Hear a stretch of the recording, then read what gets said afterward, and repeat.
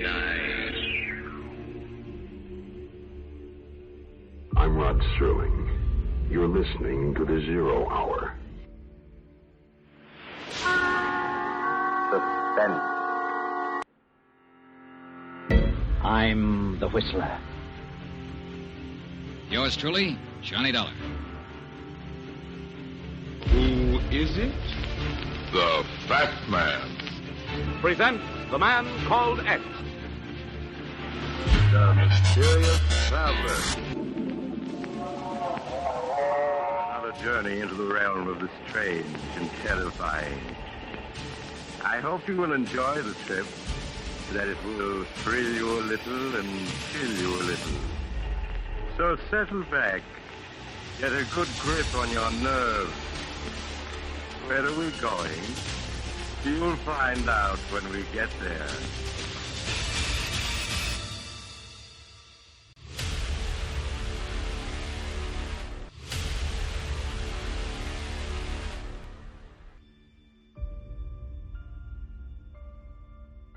Hello everyone, and welcome to Drama and Theater, brought to you by Duane Old Time Radio.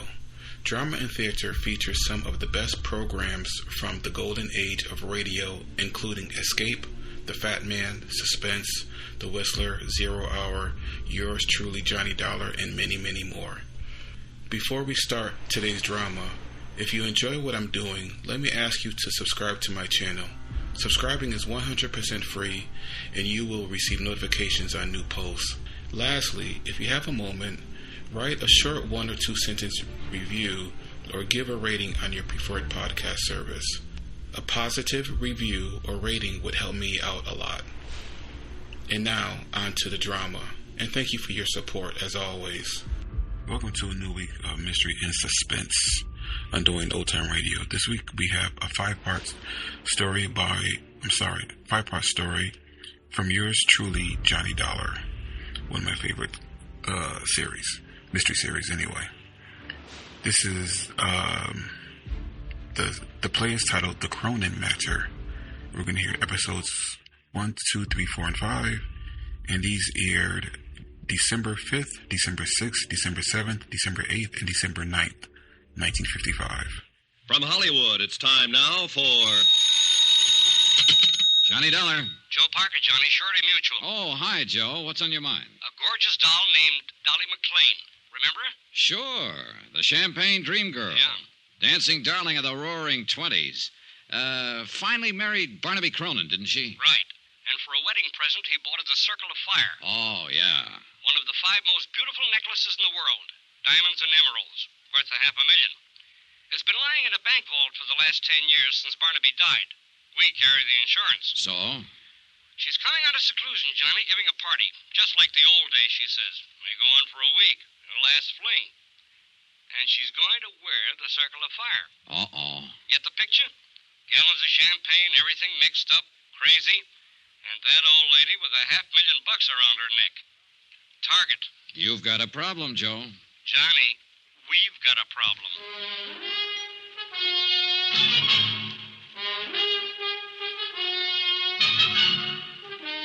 Tonight and every weekday night, Bob Bailey in the transcribed adventures of the man with the action-packed expense account, America's fabulous freelance insurance investigator. Yours truly, Johnny Dollar.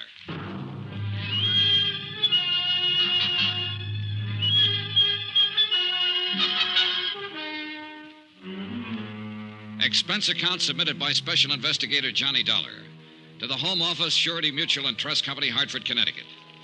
The following is an accounting of my expenditures during investigation of the Cronin matter. Item 1, $14.80. Transportation to New York and to the apartment of America's one-time dream girl. One time, a long time ago. How do you do? I'm Johnny Dollar. I believe Mrs. Cronin is expecting me. I'm Mrs. Cronin, and yes, I am expecting you. Won't you come in? Oh, thanks. I did have butlers and maids and such for years, scads of them. But since Barnaby passed away, I've just hibernated, you might say. Oh, in here, Mr. Dollar. Thank you. 10 years now in this same little apartment. As you can see, I've just been living like a little mouse. It looks very comfortable. Oh, I suppose it's comfortable enough, but... Oh, Sylvia, I'd forgotten you were still here. Mm-hmm. But not for long, Mrs. Cronin. Oh, no. Please stay. We'll have some tea or sherry or something as soon as... Oh, you two, do you know each other? No, I'm afraid we don't. Oh, but of course not. How could you? Sylvia, this is Mr. Dollar. Miss Blake. How do you do, Miss Blake? Hello. Mr. Dollar's here to talk to me about, something or other. I'm not quite sure what, as a matter of fact. It won't take but a few minutes. If Miss Blake would excuse us. Sure. Go ahead. Have at it. Well, if you'll come this way, Mr. Dollar. Don't you leave now, Sylvia. Not a chance. I just spotted your bottle of tea. I'll have one or two with soda, if you don't mind. What's Oh, I see what you mean. You young people. In here, Mr. Dollar. You by any chance Johnny Dollar? Yeah, that's right. Why, Miss Blake? Just wondered. Well, here's looking at you. And, brother, I wouldn't be in your shoes for $1 million. No? How about $500,000? That, I'll admit, might interest me. Well, shall we? After you, Mrs. Cronin. Thank you. Wonderful girl, a born comedian. Yeah, she's a scream. What is she, an actress? Oh, no, she writes things for magazines and things like that. Sit down, Mr. Dollar. She came to interview me one time. That's how I met her. I see. She wrote a piece about my necklace, the Circle of Fire. Sylvia Blake, oh, sure. Articles about gems, famous stones, jewel robberies. That's her. Oh, she's fascinated by the subject. She's coming to my party. Oh? Why don't you come to my party, Mr. Dollar? Fine, I'd love to. In fact, that's why I'm here. Oh? Joe Parker over at Surety Mutual is kind of worried about this party, Mrs. Cronin. He's afraid you might invite people like me. What? I mean, people you don't know. You're a detective. In a way. I told Joseph how I felt about that. He's not going to send any detectives around snooping into things, spying on my guests, wearing the hats in the house. Huh? Oh, not that you're like that, of course. But it's the principle of the thing. Well, wouldn't you have a better time at your party if you knew you were safe? Mr. Dollar, it was at a party that Barnaby gave me the Circle of Fire. Our wedding reception. There were over 2,000 guests, 1,000 of them invited. And we danced. Oh, we danced all night. And the necklace was beautiful. And I was beautiful. Back then. True, but... And then afterward, at 4 o'clock in the morning, we drove through the park in a hansom. Just the two of us. And the driver, of course. And I wore the circle. And I was safe, Mr. Dollar. I was perfectly safe. Maybe you were just lucky that night. Barnaby was so wonderful. And he could make living so wonderful. Well, I don't doubt it. He was probably a man who could manage things pretty skillfully. He was running 2 railroads and a bank, all at the same time. Then I imagine he had no trouble arranging for your safety without even letting you know about it. You mean guards all around? It's possible. Yes, it is. He was like that. He never wanted anything to worry me. All right, Mr. Dollar. You win. Good. But it's only because of one reason. I like you, and I want you at my party. Thank you, Mrs. Cronin. Oh, you're going to love every minute of it. It's up in the Adirondacks, our old summer place. Joseph told you, I suppose. Yes, he did. Mrs. Cronin. And the people I've invited, hundreds, literally, people I knew in the old days. Of course, a lot of them won't come, but, it was strange. So many of the letters came back undelivered. Mrs. Cronin. Oh, Sylvia, I didn't hear you. Come in. I'm the sneaky type. You've got a visitor. Says he's an old friend. Really? Well, I suppose I'd better see you. You'll excuse me, Mr. Dollar. Sure, go ahead. You and Sylvia talk to each other. I brung the bottle in case you're interested. Short on the soda. Right. She's on a cloud by herself. Of course, some of the invites to the party were undelivered. Those beautiful people had a habit of dying young. Say when. When? Who's the visitor? I'll guess with you. Looks like an overgrown leprechaun. Said his name was Shorty Weber. Shorty Weber? You know him? I know of him. An old-time song and dance band, among other things. She probably worked in a show with him back in those dear dead days. Anyway, he's got an invite clutched in his sweaty little palm. Another freeloader, I suppose. Aren't we all? I am, yes. Not you, though. You're working your way. Isn't that what you're doing, one way or another? Meaning? A magazine article, just in case. Written right on the spot. Attempted theft of the Circle of Fire. Clever jewel Why thief. do you say attempted? I'm working my way, remember? Sure, I remember. But it won't be attempted, Johnny. Somebody's going to get that necklace before the weekend is over. I'll bet on it. Would you care to name any names? Pick a name off the guest list. Any name. Suppose I pick Sylvia Blake. You're the detective. You've dug up and written up every big-time jewel theft over the last 50 years. You're bugged on the subject. Obsessed with beautiful gems. Fits my personality. I'm rather beautiful, too, in a brittle and glittering sort of way. Don't you think so, Johnny? I think you work pretty hard at that tough act. Maybe. And I think you'd give your right arm to own that necklace. Going after that would really be going for the big one. Going for broke. And somebody will do it, Johnny. Wait and see. She left a few minutes later with the bottle under her arm and a chip on her shoulder. With the girl gone and the scotch gone, there seemed to be no point in me hanging around any longer. So I went looking for Mrs. Cronin to say goodbye. I didn't find her, but I did find her caller, Shorty Weber. He didn't hear me come into the room. He was too busy. He was hunched over Mrs. Cronin's writing desk, going through her mail. You won't find it there, Shorty. Who's that? Hold it, Shorty. Don't try to reach for it. I wasn't gonna. Honest, I wasn't. Turn around. Put your hands up against the wall. You got me all wrong. I wasn't gonna do that. Relax. I was just 38, coming... stub barrel, clip holster. Nice gun. It belongs to a friend of mine. Bad business, Shorty. An ex-con packing a gun. Oh, I guess you're Johnny Dollar. She said you was here. And I know what you're thinking, Mr. Dollar, but you're wrong. Why, Dolly, Mrs. Cronin, she's an old friend of mine. I tried to get her to marry me once, over 30 years ago. A lot can happen in 30 years. Does she know you've served time in prison? Yeah. She thinks I was on tour, Europe and Australia. She never reads a paper or hears anything. Don't tell her, Mr. Dollar. Please don't. You know, it's quite a coincidence, Shorty. It was Jules that time. A big affair in New Orleans. And you were hired as an entertainer. A diamond bracelet, wasn't it? And you were caught cold. It's the only time in my life I ever done anything like that. And I went again. Not, especially not to her. Why, I'm planning to look out for her at this party.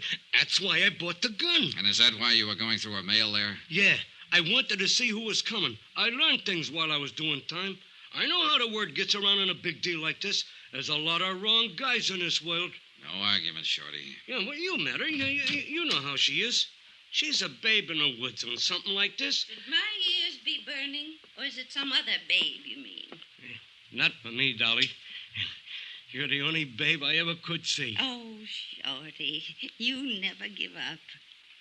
Oh, do you two know each other?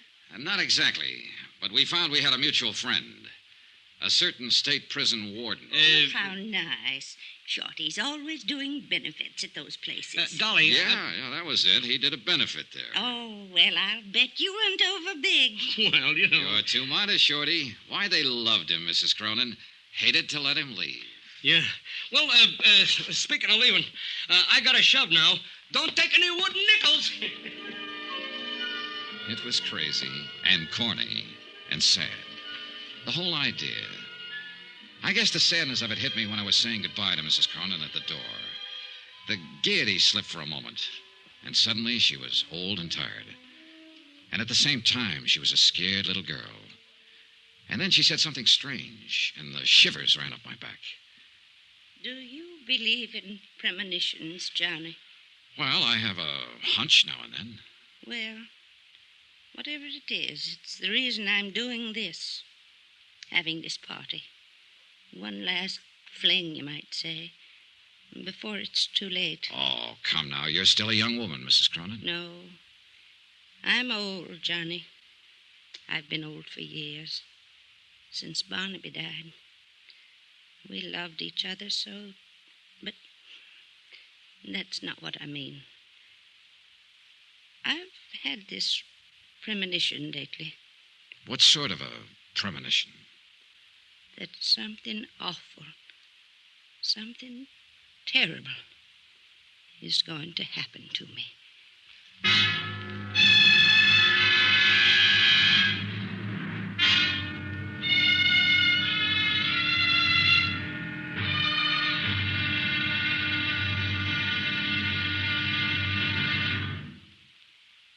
be another intriguing episode in our story of the Cronin matter tomorrow. Tomorrow, a man who's afraid of his shadow, a girl who's afraid of nothing, and a stranger who strikes in the dark. Join us, won't you? Yours truly, Johnny Dollar.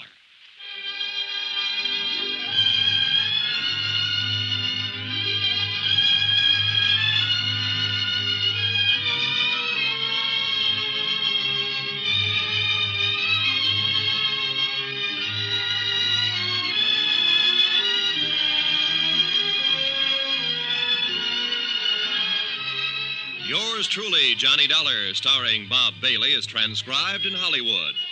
Written by Les Crutchfield, it is produced and directed by Jack Johnstone. Be sure to join us tomorrow night, same time and station, for the next exciting episode of Yours truly, Johnny Dollar. This is Roy Rowan speaking.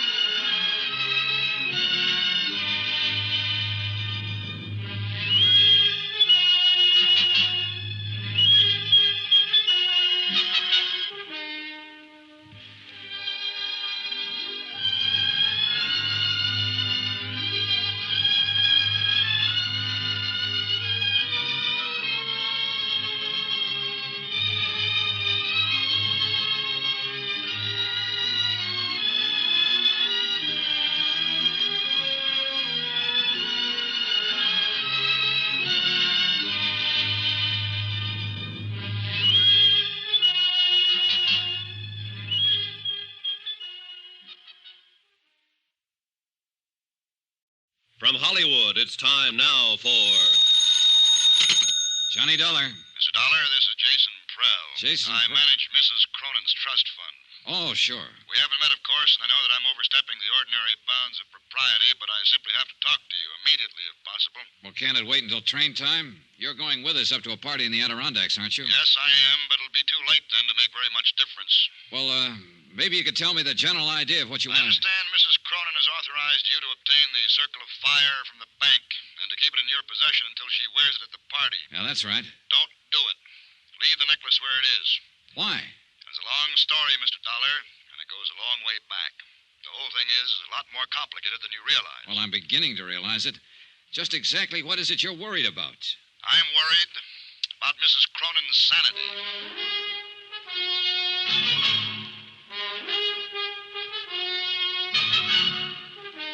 Tonight and every weekday night, Bob Bailey in the transcribed adventures of the man with the action-packed expense account, America's fabulous freelance insurance investigator. Yours truly, Johnny Dollar.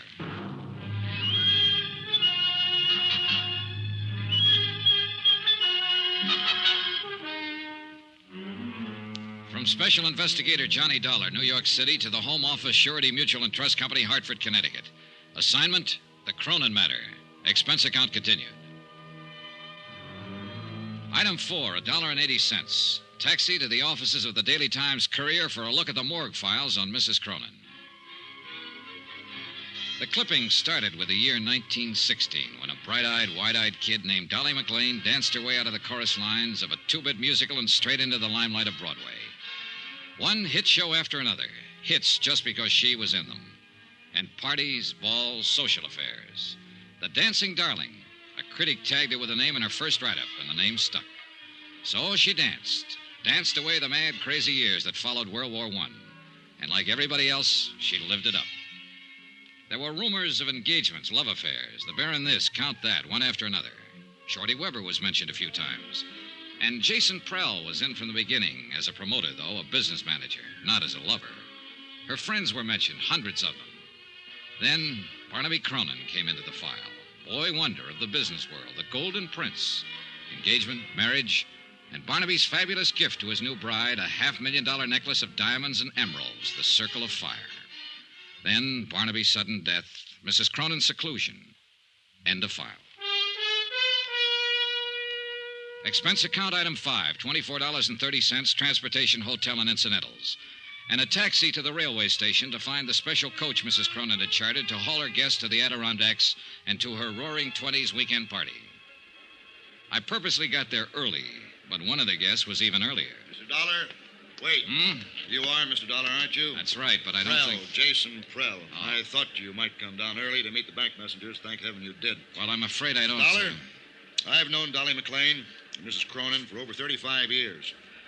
All that time, I've managed her business affairs, arranged her personal contacts, been like a father to her. Yeah, I've read the newspaper clippings. Newspaper stories can be misleading sometimes. They build things up. Sensationalism. It's true, of course, that Dolly and I had some quarrels. Who doesn't? In spite of everything, I was still her best friend. Go on. I know Dolly, know her better than anybody else in the world. I know how she's gone downhill since Barnaby died, especially in the last year or so. And I know this whole idea is the worst possible thing she could do. Have you tried talking to her along that line? She won't listen. She's dead set on it. I'm hoping you can help. How? Point out to her how dangerous it is to go off into that isolated place with a piece of jewelry as valuable as the Circle of Fire. It's worth a fortune. Somebody's bound to try to steal it. I still don't get what you're driving at, Mr. Prell. But I just told you. It's the risk that's involved. To whom? Mrs. Cronin, of course. She knows about the risk. She's willing to take it. She doesn't know what she's doing. Hey, you said something on the phone about her sanity. Are you trying to imply that she's... No. Not yet. But she's not well. She's burned herself up back in those early years, and she hasn't much left. The only thing that keeps her going has a crazy kind of belief. Belief?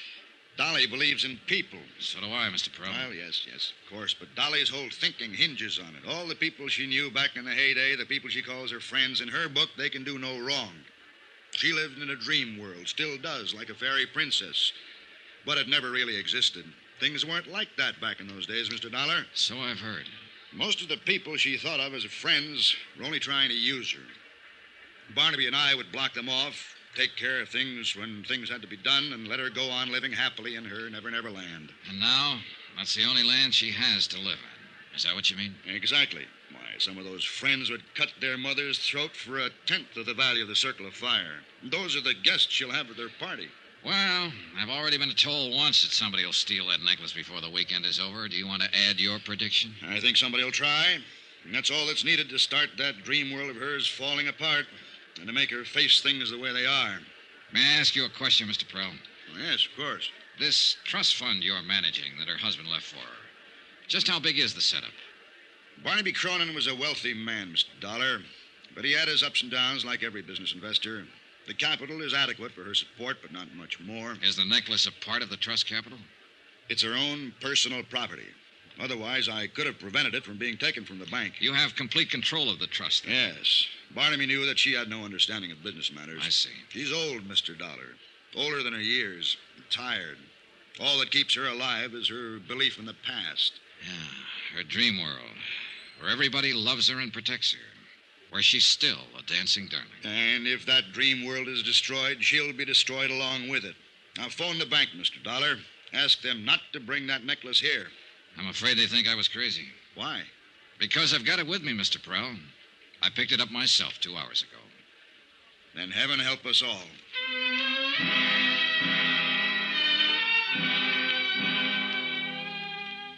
The convention coach Mrs. Cronin had chartered for the run to the Adirondacks was arranged with a long aisle of individual staterooms and a main lounge area at one end. It could accommodate 50 people, but when the train pulled out, there were only 6 of us in the coach. 6. Out of the hundreds of friends she'd had in the old days when she was in the big time and on top. And even out of the 6, 3 of us were new acquaintances, people who hadn't known her back when. I was there, of course, because I'd been hired to be there to protect her fabulous necklace. And Sylvia Blake, still playing it tough and cynical, was probably hoping for a magazine article, or hoping for something. But the third newcomer, there was the question mark. Oh, I think this whole thing is just too exciting for words. Don't you think it's too exciting for words? Well, I know who you are, of course. You're Mr. Johnny Dollar, and you're supposed to protect those fabulous jewels. And I'm Laura Dean, and I think we ought to call each other Laura and Johnny, because after all, it's a party, isn't it? Up till now, I was having doubts.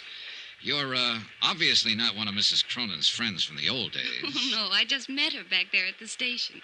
You what? Well, I talked to her on the phone, of course. She sent an invitation to my aunt, who was a very dear friend of hers. Only they hadn't seen each other for years, and she didn't know my aunt had passed on over a year ago. So I phoned her and told Mrs. Cronin, I mean. And she said for me to come to the party, she'd like to meet me. And I wouldn't have missed it for anything. Yeah, well, Johnny, do you think they'll really have champagne in bathtubs like they used to back in her time? If they do, it'll get awful wet out. There are only 6 of us to drink it. Oh, gosh, I don't see how you can call 6 people a party. Well, the thing is, we'll all be in there trying hard. Now you're joking me. I'll bet you're fun at a party. Oh, wait till you see the act I do with the lampshade. Who did you say your aunt was? I don't think I said who. When do they start serving the champagne, Johnny? When they see the whites of your eyes. That's cute. I like that. Thanks. Now, about your aunt. Poor old soul. She'd have loved this, too. You ought to hear about some of the parties she and Mrs. Cronin used to go to. Yeah, I imagine. They used to go every place together back in those days. The newspapers called them the Siamese twins. The Siamese twins. That was just an expression. Fritzie Morel. Is that what you're saying? That you're Fritzie Morel's niece? Sure. Did you know her, Johnny? No, I never met her. Oh, you'd have liked her. She was a lot of fun. Loved to party. Gosh, I thought there were more people than this. She kept babbling on, and I listened to her, tried to figure her out. The chatter was smokescreen. Underneath it, she was cool, sharp, and shrewd. I didn't know what she was up to, nor why she was here. But I did know one thing. Fritzie Morel had died about a year ago, true enough. But she'd left no surviving family and no niece. Laura Dean was a liar.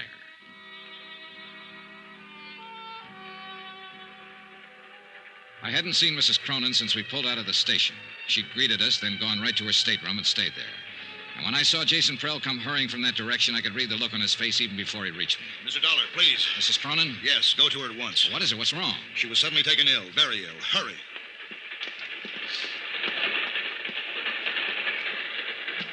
Mrs. Cronin.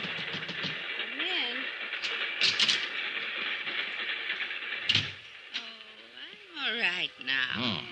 It was just nerves. I've had it before. My doctor in New York gave me some tablets to take whenever... Are these the tablets? This bottle here? Well, yes. You know what they are, Johnny? Yeah, I know. All right. So he does say it's my heart. But he's wrong. It's just nerves. Yeah, sure. That's not why I sent for you, Johnny. You have the necklace. Yeah. Want to see it? No. I'll wait until it's time to wear it. Johnny, I've written something here. I'm going to sign it, and I want you to sign as a witness. Well, all right. Unless you'd rather have Jason Prell. Jason would argue about it. There. Now you sign. There you are. Keep it for me. Do you mind if I know what I've signed? Of course not. Read it if you like. In the event of my death, I, Dolly Cronin, being of sound mind, bequeath the necklace known as the Circle of Fire to Sylvia Blake. Sylvia loves jewels. She'll appreciate it. Yeah, I imagine she will. She's not to know about this, you understand, because, of course, it'll be years before she gets it. Oh, sure it will. Now, you'd better try to get some sleep. I'm going to. And thanks, Johnny. It was nothing. You know something? I was heartbroken when they didn't show up at the station. All my old friends. But I've been lying here thinking, and I've finally figured it out. Oh? They all went on ahead. They'll be waiting at the house. They're trying to surprise me. Don't you think so, Johnny?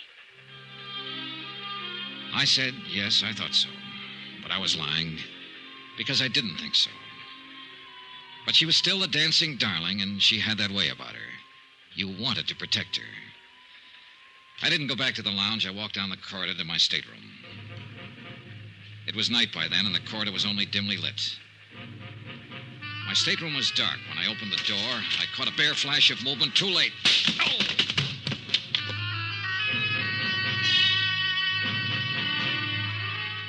When I came to, minutes later, I was lying on my stateroom floor, blood seeping from a cut in my head. I felt in my inside pocket for the bulky leather case that had held the necklace. It was gone.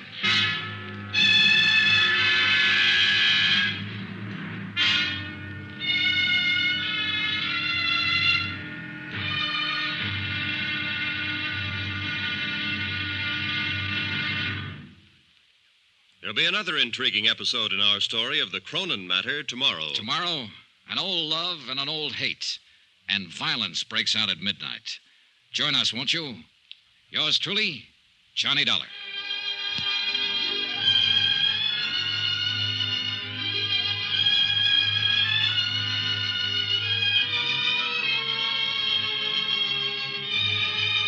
Yours truly, Johnny Dollar, starring Bob Bailey, is transcribed in Hollywood. Written by Les Crutchfield, it is produced and directed by Jack Johnstone. Be sure to join us tomorrow night, same time and station, for the next exciting episode of Yours truly, Johnny Dollar. Roy Rowan speaking.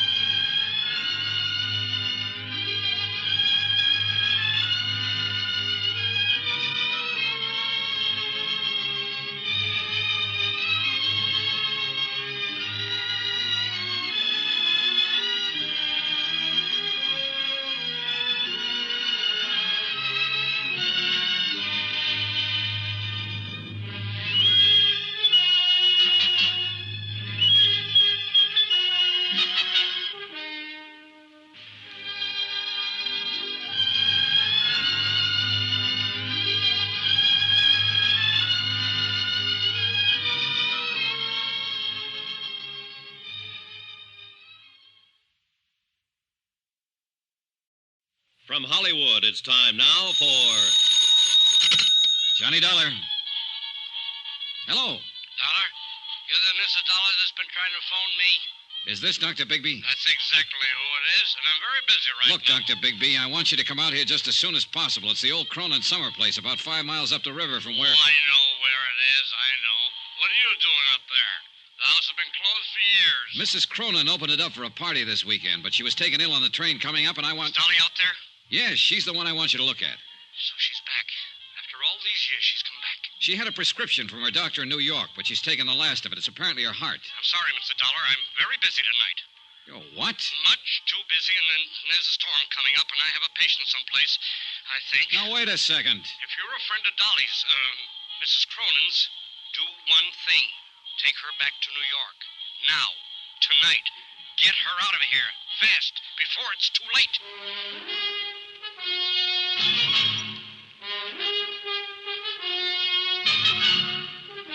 Tonight and every weekday night, Bob Bailey in the transcribed adventures of the man with the action-packed expense account, America's fabulous freelance insurance investigator. Yours truly, Johnny Dollar.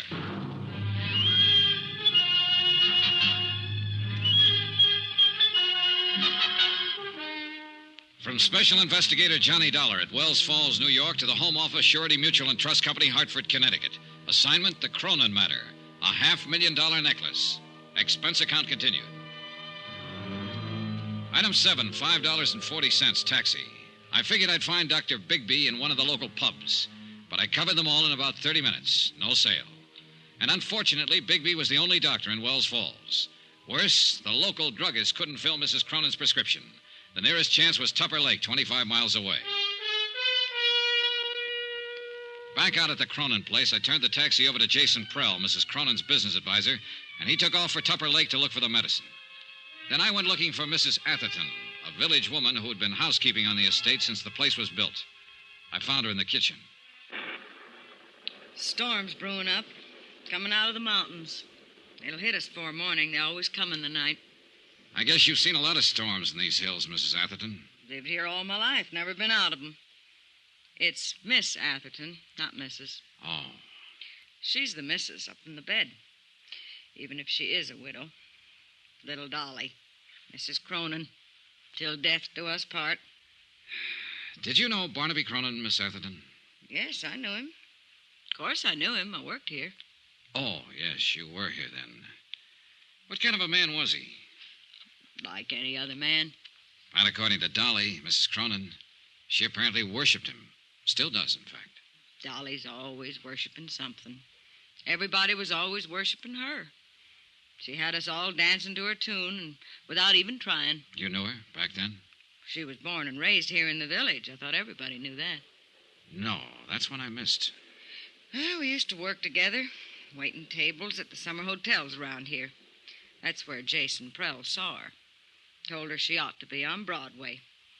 She left the town the next week. Didn't come back again till after she and Barnaby was married. And she got him to spend a fortune to build this place for her. Well, I guess he had the fortune to spend. Oh, yes. She married well. Count on Dolly for that. Always got whatever she wanted and never even had to ask. Things were just given to her, always. Yeah, probably so. But she's been pretty generous herself. Like keeping you on here, for instance, when the house has been closed up for years with nobody using it. Oh, she's the dancing darling, all right to the end. Well, now, if you'll excuse me... There was something else I wanted to ask you, Miss Atherton. I'm not one to talk ordinarily, but you got me started. Well, this is not about Mrs. Cronin, at least not directly. She was taken ill on the train. I don't think it's serious, but I wanted a doctor to look her over. The only one in the village seems to be a man by the name of Bigby. Bigby? He's the coroner here, but he's not a doctor. No? No, not anymore. Still calls himself one, but he lost his license 10 years ago. He's a drunken sot. Yeah, I kind of figured. But he sobered up fast when I told him on the phone that the patient was Mrs. Cronin. He refused to come out, told me to get her away from here fast, and then he hung up on me. Forget him. He couldn't do her any good. But I'd like to know why he acted that way. Do you happen to know any reason? Bigby is a drunk. Who knows what his reasons are? I thought you might. Better ask him. What difference does it make anyway? He can't help her. Nobody can. What do you mean? She's come back, finally. For the first time in all these years. Took sick on the train. That wasn't any surprise to her. She knew it was going to happen. Well, I guess she halfway knew. She knew. It's like with an animal. When it's hurt or sick and it comes home to die, and that's what she's done. She's come home to die. No, I think you're wrong there, Miss Atherton. I don't think she's anywhere near that sick. Barnaby didn't think so either, when he came back here to die. Barnaby died here? Yes, in this very house. A heart attack, it was called. He came up on the afternoon train and... That's strange. It was the same kind of night. A storm like tonight. Strange how things move in patterns. Were you here with him, Miss Atherton? Barnaby died alone. And the doctor? Bigby? Miss Atherton, was the doctor... I'm sorry. I was thinking. The bridges were washed out. Bigby didn't get here till the next morning. Wouldn't have mattered. He couldn't have done anything. Nobody could have. When it's time for a thing to be done, it's done. Nobody can stop it. Nobody. It was a strange evening, ominous and oppressive, with a feel of violence in the air. Even the house itself added to the feeling. Furnished lavishly in a style 30 years forgotten, it seemed garish now, old and tired and lonesome. Like Mrs. Cronin herself, who'd planned a grand party for all her old friends, and instead lay ill and alone in the bedroom upstairs. The Queen gave a party, and nobody came. All dressed up, no place to go. Yeah, gloomy evening. Jason Prell came back from Tupper Lake with the medicine. Miss Atherton served a dinner of sorts, served it in silence, and we were left to our own devices. 5 guests in a mansion built for 100. Prell stayed pretty much to himself. Lovely Laura Dean, with that air of knowing innocence, inveigled Shorty Weber into teaching her some of his old dance routines. And they cranked up an old phonograph in the music room. And me, I just stood at an open window and watched the rain come down and tried to think. That's the perfect touch. It's exactly what the evening needed. That music? Now, Sylvia. Really cornball, isn't it? No, Johnny. I meant the thunderstorm. An isolated old mansion, fabulous necklace of diamonds and emeralds, weird housekeeper, a hostess lying ill, and now rain. Shades of a House of Usher. That'll make a good lead for your magazine story. I should have stayed in New York and just written it, not lived it. Oh, I thought you were the big take-a-chance girl, Miss Blake. Danger, mystery, adventure. Don't those things appeal to you? Maybe. Is there any of that lying around somewhere? There may be, before the night's over. Well, all I can see at the moment is sheer boredom. You have to know where to look. In the bottom of that Scotch glass, for instance? Just killing time. Oh. I've been wanting to ask you, Johnny. How'd you get that cut on your head? It's a long story. It happened on the train, I know that. You didn't have it when we left. A sudden stop. I fell over my suitcase. Sure you did. Backwards. Huh? It's on the back of your head. Somebody made a try for it, didn't they? On the train coming up. Well, I don't know what they were trying for. There wasn't time to ask. Maybe they even got it. That's the way you were betting, wasn't it? That it wouldn't be just an attempt. That somebody was going to get it and get away with it. Did they? Is that what happened? Is it gone? All right, just stand there and grin then. Oh, rain. I'm going back to the city tomorrow. You are? Well, don't smother me with your pleading. No, stick around, Sylvia. Things may get better, including the music. You know, in a way, I hope somebody did get the circle of fire. Why? What good is that fabulous necklace doing her now, lying up there? She's had everything she ever wanted. Life's been too easy on her. She doesn't deserve it. She ought to lose it. Her life or the necklace? The necklace, of course. You know, for reasons I can't go into, I think you'll be sorry you said that someday. Sorry? Why? She's a woman who's had everything. You're a pretty predator, aren't you? Hurt and afraid. Am I? You feel something big may have passed you by, and you put up that tight, bright front for protection. But inside, you're tied in knots. And what is your recommendation, Doctor? A man, perhaps? That's the usual advice. Now, you said it. I didn't. Well, you're a man, Johnny. Why don't you smooch with me? It'd be a way of passing the evening, killing time. All right. What are you... Johnny, wait! Johnny, why did you do it? Because you wanted me to, and because I wanted to. Adventure, mystery, danger. Who's bored? Who's going back to the city? Those doctors are right.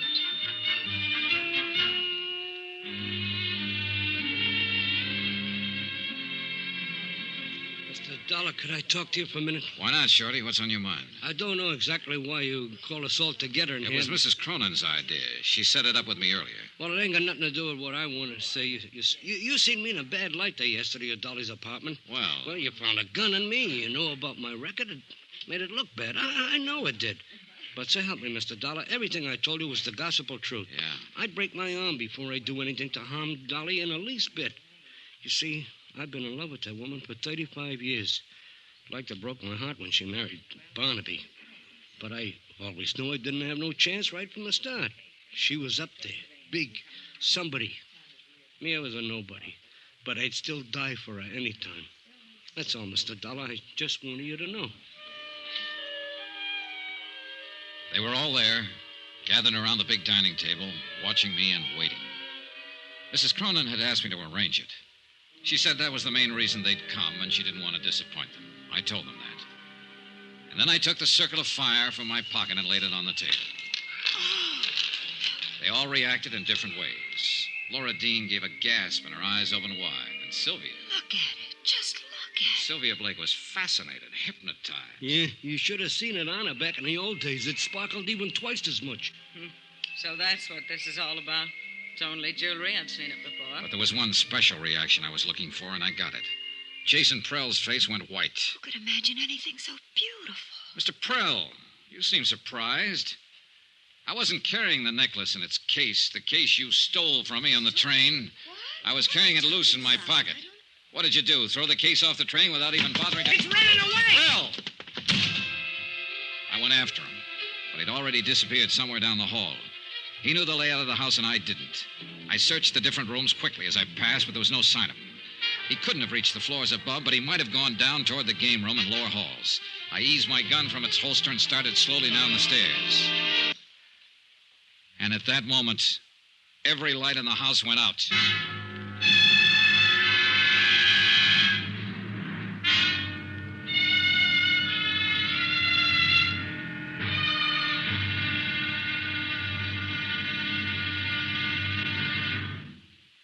There'll be another intriguing episode in our story of the Cronin matter tomorrow. Tomorrow, a white lie, a bullet from the darkness, and death comes in out of the rain. Join us, won't you? Yours truly, Johnny Dollar.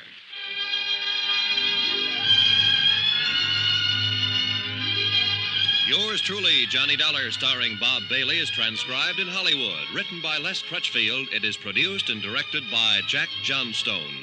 Be sure to join us tomorrow night, same time and station, for the next exciting episode of Yours truly, Johnny Dollar. Roy Rowan speaking.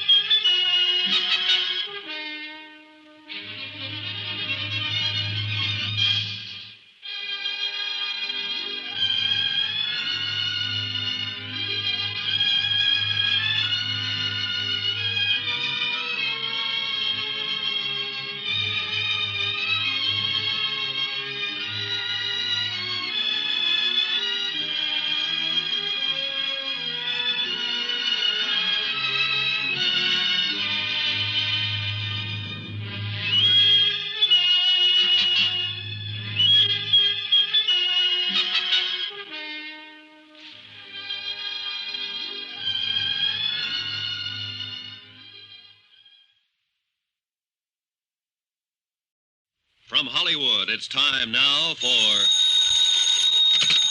Johnny Dollar. Hello, Sheriff. I can't hear you for the storm. We were cut off before. Hello? Is that you, Sheriff? I said... Hello? You get cut off again, Mr. Dollar? Not this time, Shorty. Somebody cut the wire. The phone's dead. Then we got no way of getting White out, no way of getting help. No, not at the moment. And he's out there in the dark somewhere. He's got a gun and there's no telling what he may try and do. Shorty, get away from that window. Well, we know where he is now and what he intends, because he just made a try at it. What are you going to do about him? Only thing I can do, Shorty, go get him before he gets me.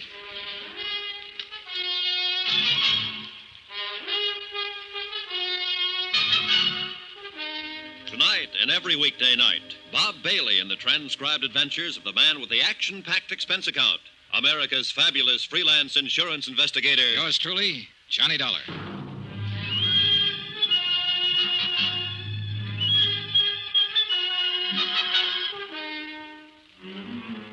From Special Investigator Johnny Dollar at the Cronin Estate, Wells Falls, New York, to the Home Office, Surety Mutual and Trust Company, Hartford, Connecticut. Assignment, the Cronin matter. Protection of a $500,000 necklace. Expense account continued. Item 10, $135. One tweed sport jacket to be purchased on my return. Both lapels and one shoulder ripped by a bullet. Also one pair of slacks to match.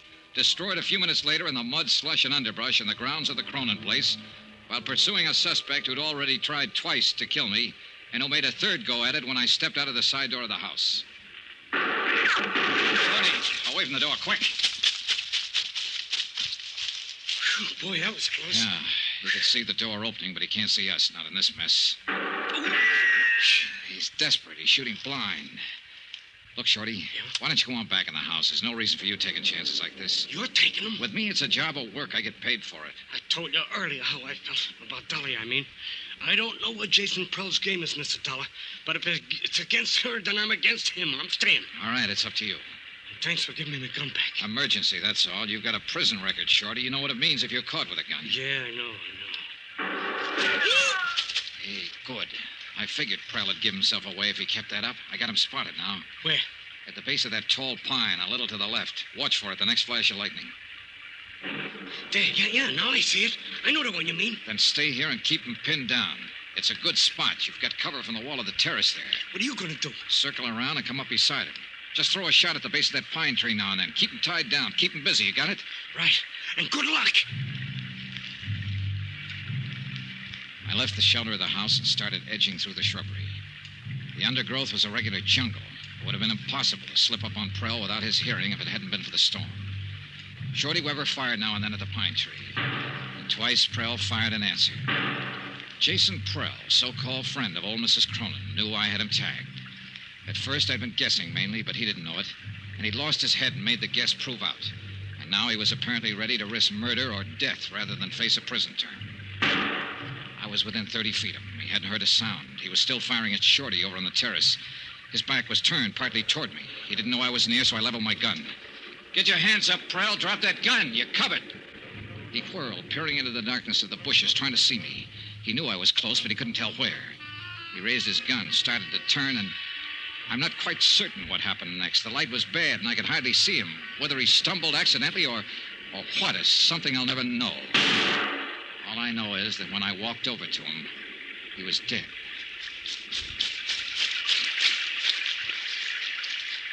He was no good, Mr. Dollar. I always thought so, but Dolly swore by him. He had her fool. What about Barnaby, her husband? He couldn't stand Pearl at first. Later, they got us thick as thieves. Yeah. Well, it's a mess, Shorty, a real mess. Old things that should have stayed dead and buried on the bottom, they're all coming to the surface now. Tell me something, Mr. Dollar. Yeah? What about Dolly? Is this thing going to kick back on her? Will she get hurt by it? Yeah, Shorty, I'm afraid she will. Pretty badly.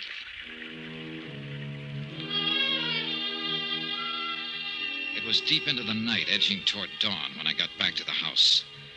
I changed out of my wet clothes, went to the game room, and got Dolly's necklace from under a chair cushion. I'd stuck it there when Pearl had pulled the main switch and put the lights out. Then I went upstairs to look in on Dolly Cronin, quietly, just to check. But it didn't work out that way. Johnny, is that you? Yeah. I didn't mean to wake you. Oh, you didn't. I've been awake most of the night. Come on in, Johnny. All right. How are you feeling? Oh, just fine. There's nothing wrong with me. I feel fine. Good. Isn't Laura Dean a nice girl? Huh? Yes, she is. And I'm glad she came. Company for you, Johnny. Oh, yeah. Quite a storm we had, wasn't it? Oh, it was beautiful. All that lightning, wind, and the thunder. Oh, I haven't seen such a beautiful storm since I was little. Johnny, thought I heard shots a while ago. Shots? Outdoors, off toward the woods somewhere.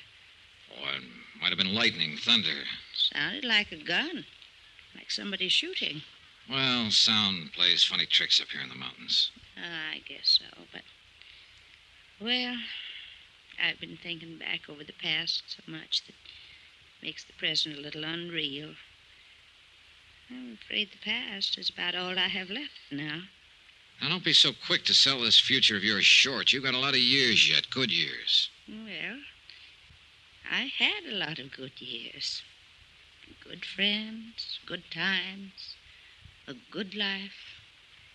And best of all was Barnaby. You loved him very much, didn't you, Mrs. Cronin?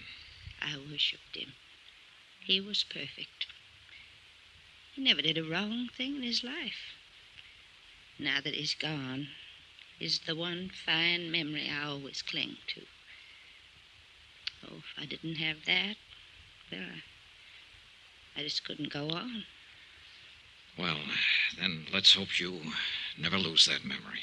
Of course, there were other good friends, too, over the years, like Jason Prell. He is so quiet and withdrawn, it takes a long time to get to know him. But he's been such a good friend to me. He's so patient with all this silly ignorance of mine about business problems. Yes, I'm sure he has. I just don't know what I'd do without him. Yeah. Now, don't you think you'd better get some sleep? In a little while. You know, Johnny, it's funny how things work out. In what way? I was born and grew up right here in this village. Yes, your housekeeper, Miss Atherton, told me the two of you were girls together. We were inseparable. Like I said, I grew up here and then I went away. And Barnaby and I came back and built this house, and we went away again. There were always so many places to go, new things to do. It's a big world, isn't it? And finally Barnaby came back for the last time and died here. All alone, poor boy. And now I've come back, the place where I was born. Everything finally comes home, doesn't it, Johnny? Yes, nearly always. I'm very tired. I think I will sleep now. Be good for you. The necklace, Johnny, do you have it with you? I sure do. Here you are. So beautiful. And so many memories. All so long ago. Put it on me. Will you, Johnny? Of course. Raise up now. Just a little. There. How do I look? Sweet enough to kiss. Well? Nice. You go to sleep now. Yes, sir. I'll only look at the necklace for 1 minute only. Then I'll take my pills and go to sleep. And then I'll dream up a dream. A great big dream. Good night, dancing darling. It's been a long time since anyone called me that. A long, long time. Good night, Johnny. And thank you. I left her and went downstairs and rustled myself a pot of coffee. I sat down by an east window and drank it cup after cup and watched the morning sun come up. Dream a big dream. Well, before many more hours, she was going to need a big dream. There was no way of keeping it from her, all of it. The fact that Jason Prell was dead, shot, that he'd attempted murder and tried to steal a necklace. And worst of all, that her beloved Barnaby had probably been as big a crook as Prell. Is it all right if the girl who can't sleep sits this one out with you? Sure. Pull up a chair, Laura. Like some coffee? Just black, thank you. I guess it wouldn't do much good to ask you what's been going on around here all night. Something has? Like I said, I guess it wouldn't do much good. Here's your coffee. Oh, thanks. That's how I found you. Just followed the smell of this coffee. Good. I guess if I said I heard somebody shooting up the place during the storm, you'd just say, really? Never used the word. And I guess if I showed you that broken window over there, you'd say maybe a pigeon flew in. Might, if I happen to think of it.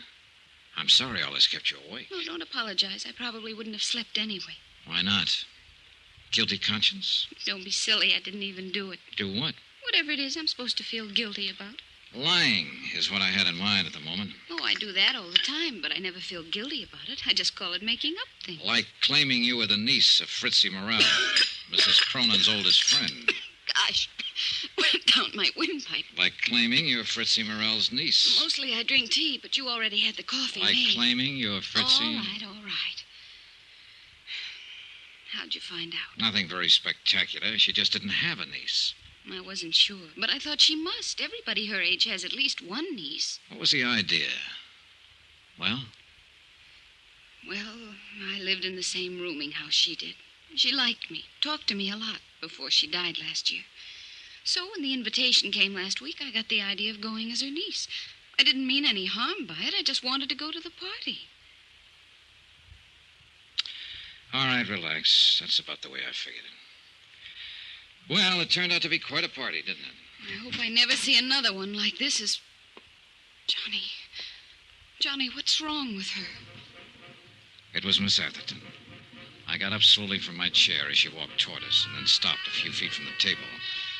Her eyes were fixed on something far away, and the look on her face was strange and grim. I think I knew even before she spoke. Mrs. Cronin is dead.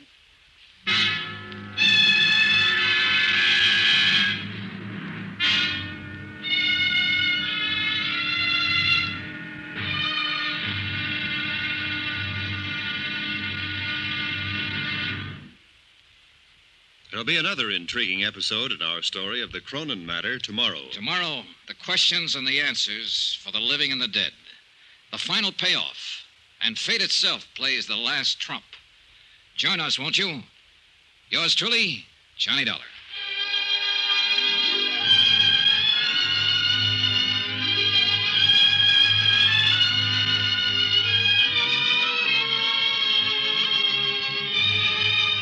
Yours truly, Johnny Dollar, starring Bob Bailey, is transcribed in Hollywood. Written by Les Crutchfield, it is produced and directed by Jack Johnstone.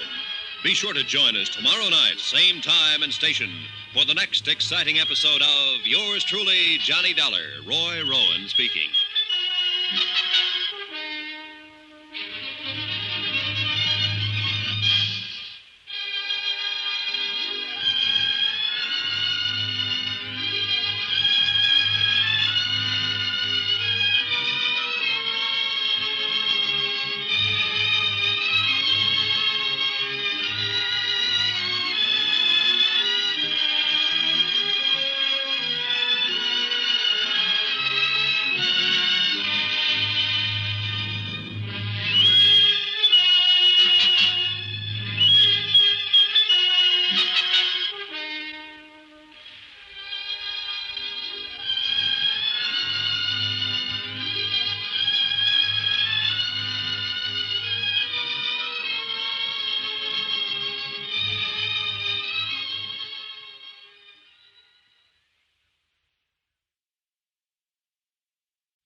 From Hollywood, it's time now for...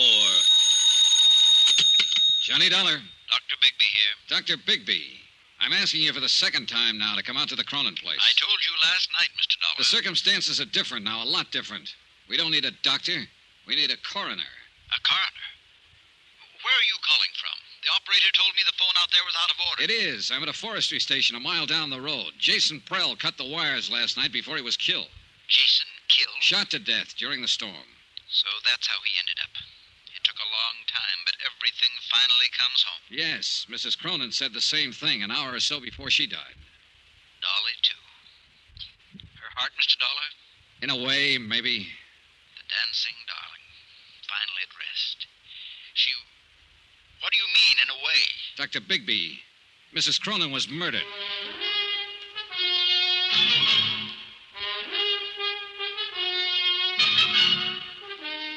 Tonight and every weekday night, Bob Bailey in the transcribed adventures of the man with the action-packed expense account. America's fabulous freelance insurance investigator. Yours truly, Johnny Dollar.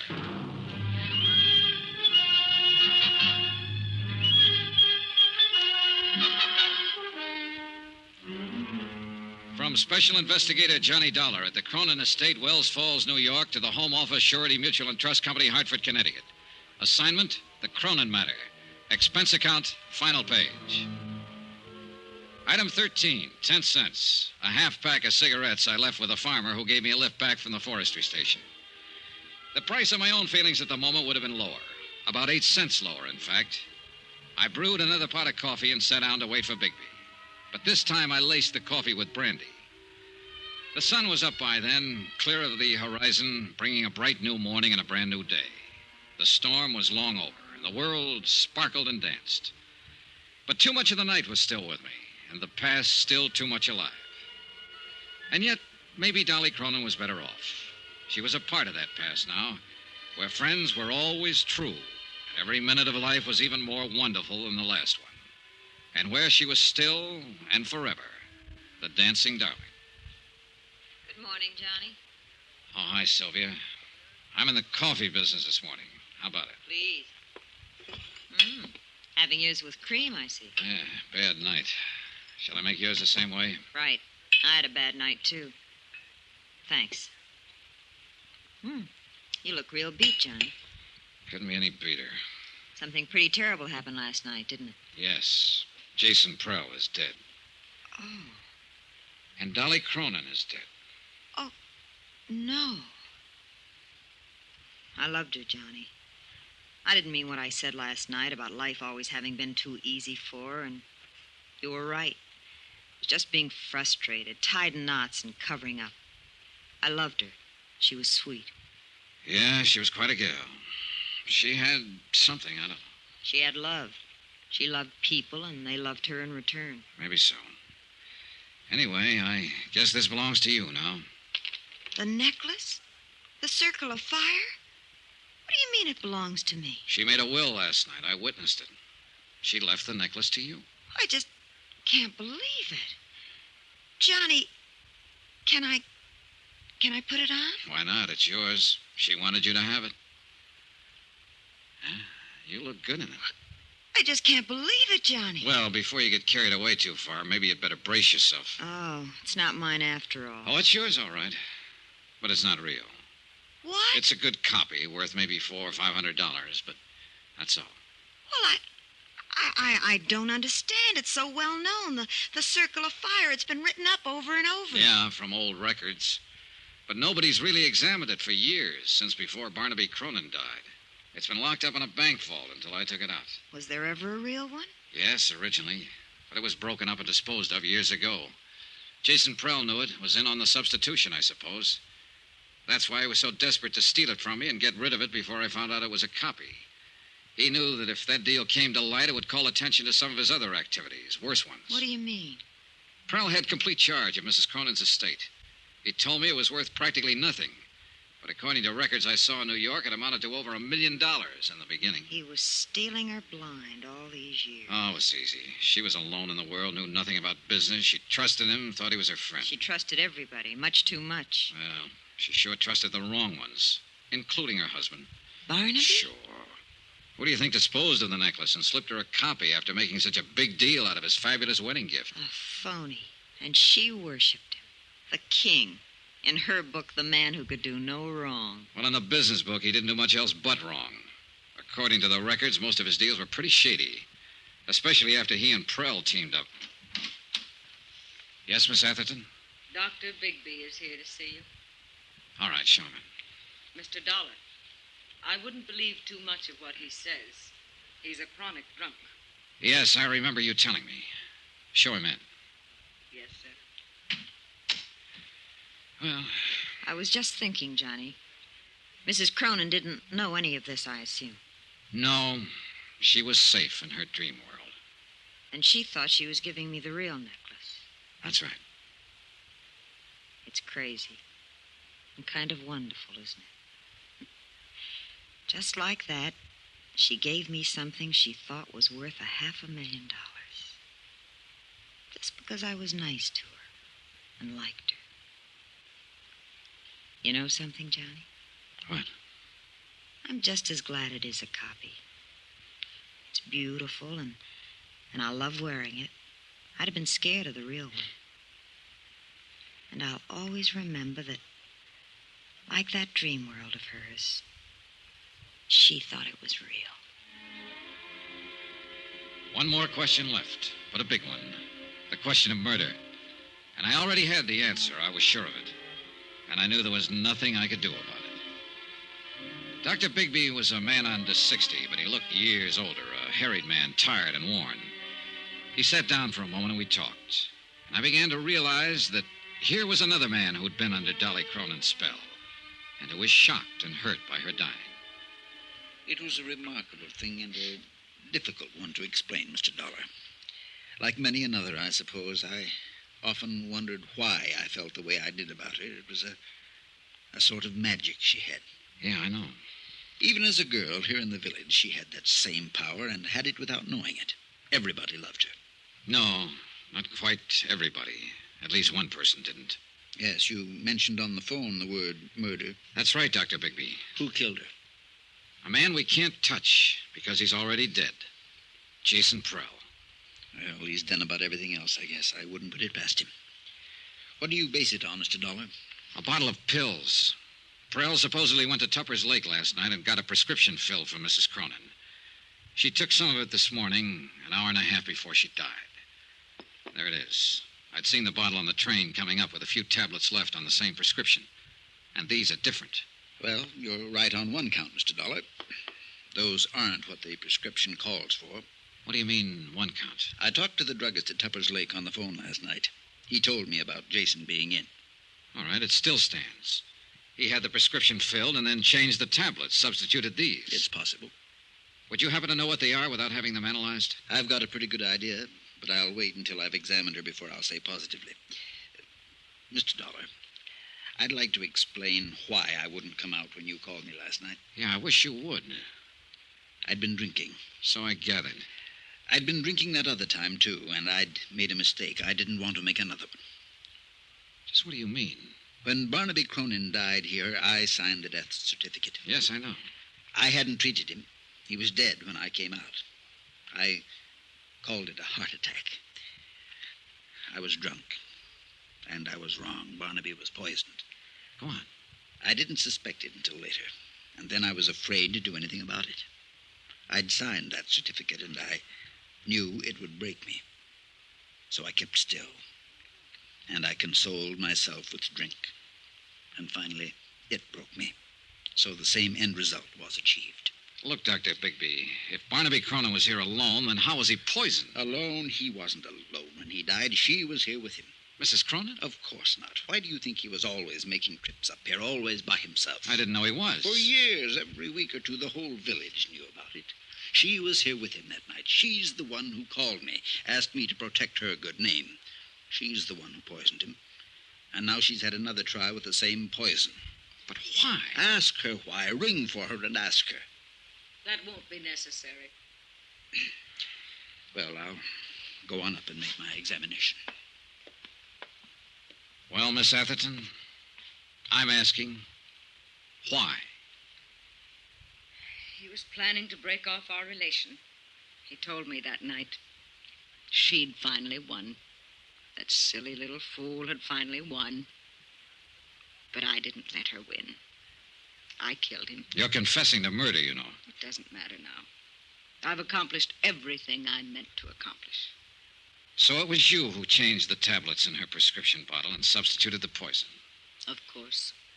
It was so easy.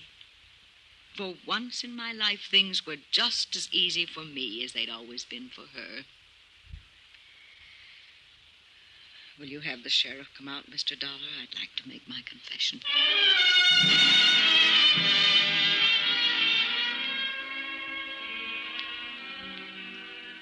It's odd how things work out sometimes, Mr. Dollar.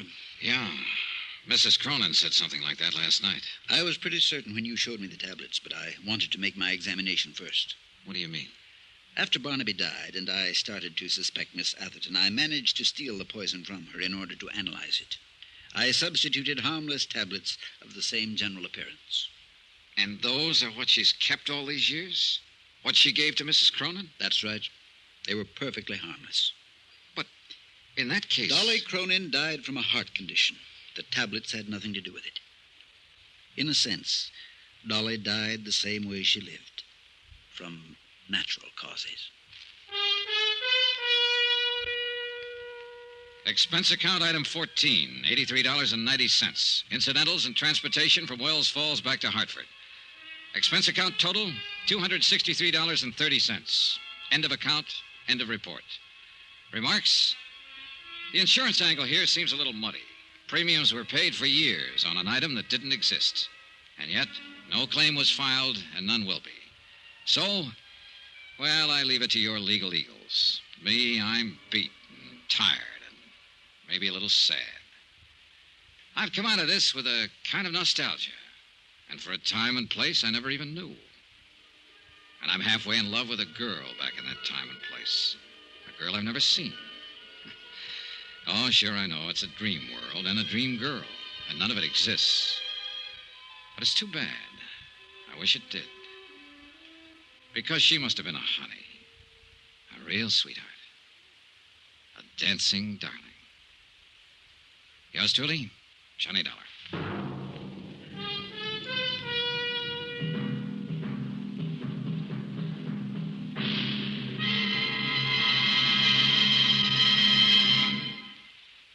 Remember, please, there'll be a new exciting story on Johnny Dollar beginning next Monday. Next week, the story of a man worth $50,000 who didn't have a cent to his name. Join us, won't you? Yours truly, Johnny Dollar.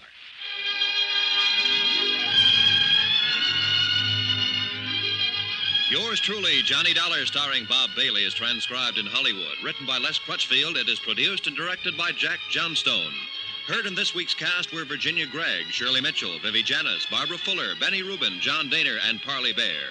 Musical supervision by Amerigo Marino. Be sure to join us on Monday night, same time and station, for another exciting story of yours truly, Johnny Dollar. Roy Rowan speaking.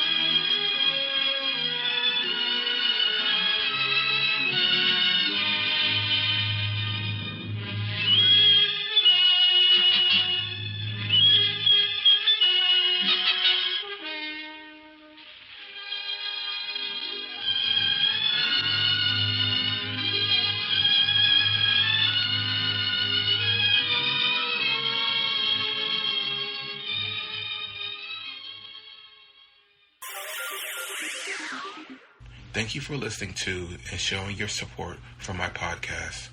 If you would like to receive notifications of when new episodes are posted, please subscribe to my channel. Subscriptions are 100% free, and they really help me get an idea of how I'm doing. Well, hope you enjoyed, and until next time, stay safe, wish you well, and as always, peace.